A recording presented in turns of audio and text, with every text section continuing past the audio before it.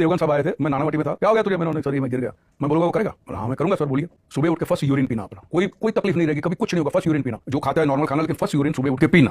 Paresh Rawal sir is totally legendary actor, no doubt about that. আমি এটা নিয়ে কোনো ভিডিও বানাবো না বলেছিলাম, ভেবেছিলাম, বাট উইথ ডিউ রেসপেক্ট আমাকে বানাতে হচ্ছে, কারণ তাকে যারা ফলো করে, urine is a West fluid material, যেটি শরীর থেকে বার করে দেওয়া হয়। তার মধ্যে ইউরিয়া, অনেক ধরনের টক্সিন পদার্থ, কেরাটিনিন এবং কিছু পরিমাণে অ্যামিনো অ্যাসিড থাকে, টক্সিন পদার্থ থাকে, এগুলি শরীরের কোনো কাজে লাগে না। তাই শরীর সেটিকে অ্যাজ আ লিকুইড ফর্ম বার করে দেয়, এবং তা যদি আবার পুনরায় শরীরের মধ্যে ইনটেক করানো হয়, তাহলে শরীরের মধ্যে আরো টক্সিক পদার্থ জমবে এবং শরীরের নানান ধরনের রোগের সমস্যা দেখা যায়।